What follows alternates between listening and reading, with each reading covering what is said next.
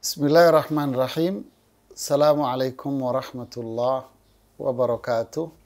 Alhamdulillah. Alladzi bi ni'matihi tatimmu salihat. Wassalatu wassalamu ala rasulillahi wa alihi wa sahbihi wa ba'd. Para ikhwah akhwat, bicara masalah toleransi ini menarik ya. Menarik sekali. Di satu pengajian, saya pernah ditanya jamaah itu. Dia bilang, saya punya teman, dia berjenggot kayak Anda, katanya gitu. Kayak Anda katanya. Lalu perusahaan melarang dia untuk miara jenggot. Akhirnya dia memilih untuk resign dari perusahaan itu. Pertanyaan saya, mana toleransi dalam Islam? Mana toleransi di dalam Islam? Kata dia begitu.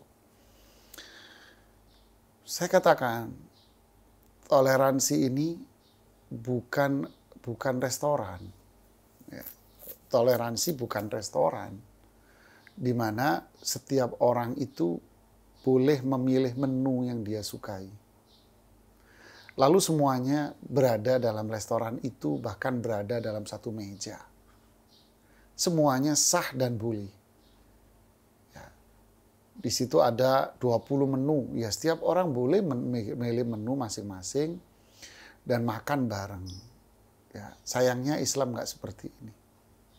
Ya, toleransi itu bukan duduk sama-sama duduk, berdiri sama berdiri. Ya, tidak. Toleransi bukan berarti kita duduk bareng. Bukan kebersamaan. Toleransi yang diajarkan di dalam syariat Islam di sini adalah tidak ganggu, menghargai orang. Ya. Toleransi siapa dulu? Toleransi antar umat beragama. Si fulan punya tetangga non-muslim, Nasrani umpamanya. Dia bikin acara kebaktian di rumahnya. Maka apa bentuk toleransi di dalam Islam?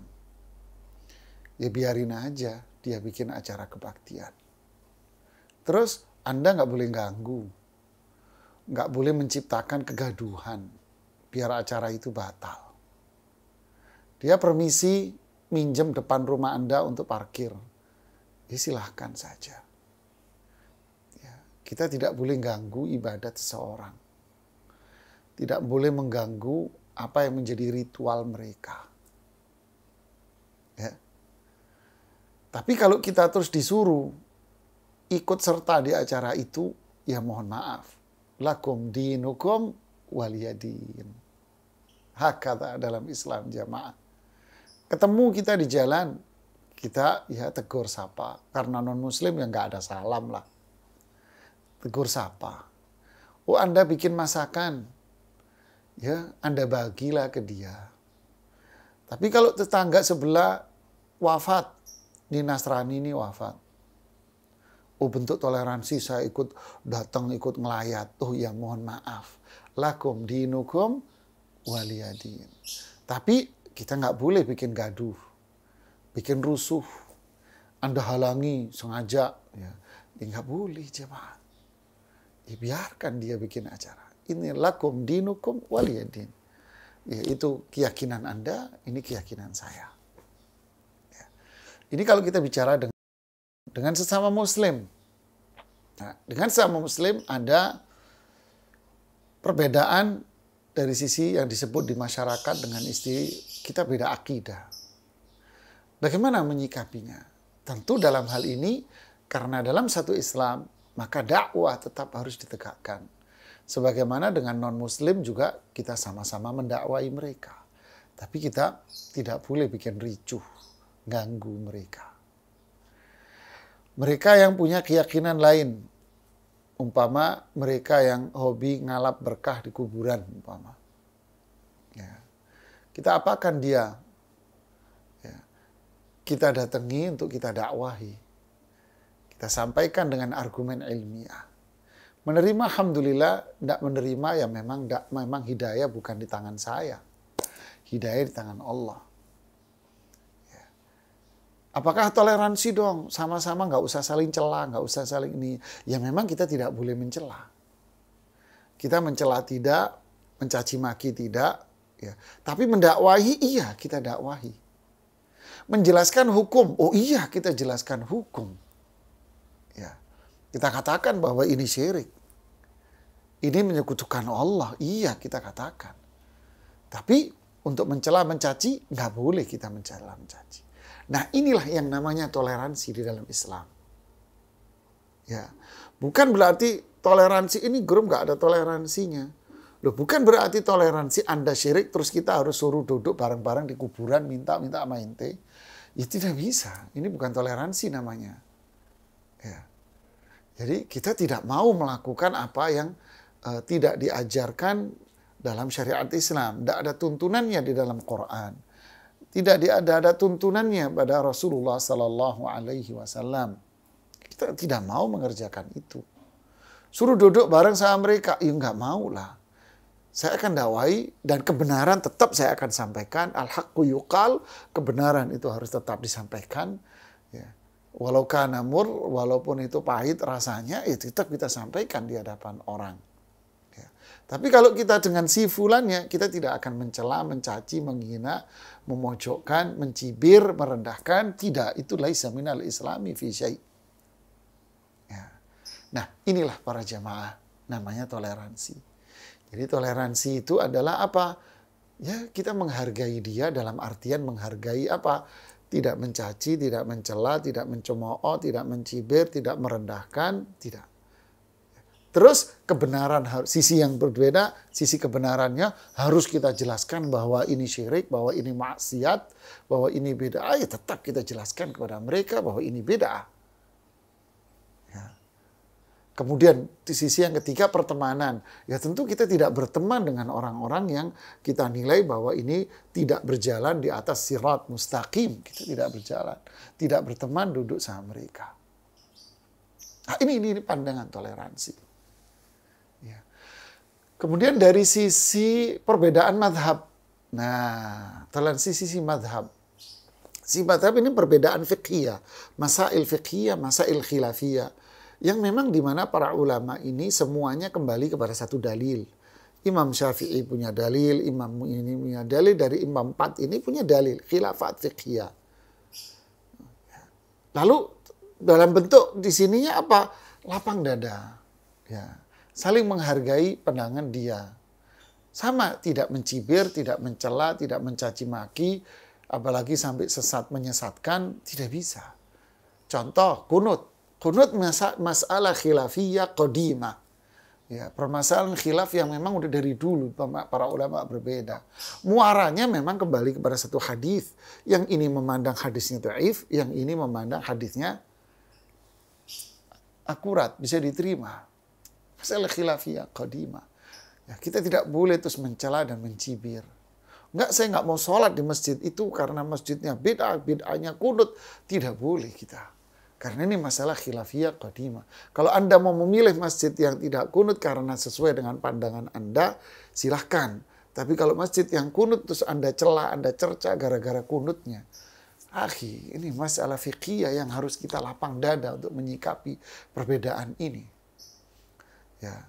Sempat ramai pula masalah saling cela, masalah kencing kucing. Satu ustadz mengatakan kencing kucing suci.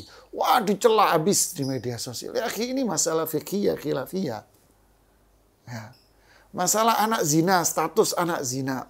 Ya, ini masalah khilafiyah. Ya, masalah khilafiyah fiqhiyah, fikih. Di mana kita harus lapang dada dalam menerima ini. Ya. Jangankan sikap dengan masalah khilafiyah, fikih, lapang dada. Tidak boleh mencela, mencaci, menyudutkan, menghina, merendahkan. Tidak boleh. Sama non-muslim kita nggak boleh mencaci dan merendahkan. Yang hidup berdampingan dengan kita. Ya. Sama pelaku bid'ah, pelaku syirik. Ya, kita pun tidak boleh mencela, mencaci, menghina, merendahkan. Bihasbi imri'in minasyar' an yaqira akhahul muslim. Tidak boleh. Tapi bukan berarti kebenaran itu terus kita kantongin. Kebenaran kita umpetin di bawah bantal. Kenapa? Jangan diomongin, nanti akan memecah belah umat. Ya nggak bisa. Loh kalau seperti itu mati dong Al-Quran. Mati dong sunnah Nabi. Ya, harus kita jelaskan, oh ini hak seperti ini. Sebagaimana masalah khilafiyah juga begitu. Menurut pandangan saya yang kuat ini. Dalilnya ini, dalil yang ini, dalil yang ini, saya menilai ini yang kuat. Ya sudah.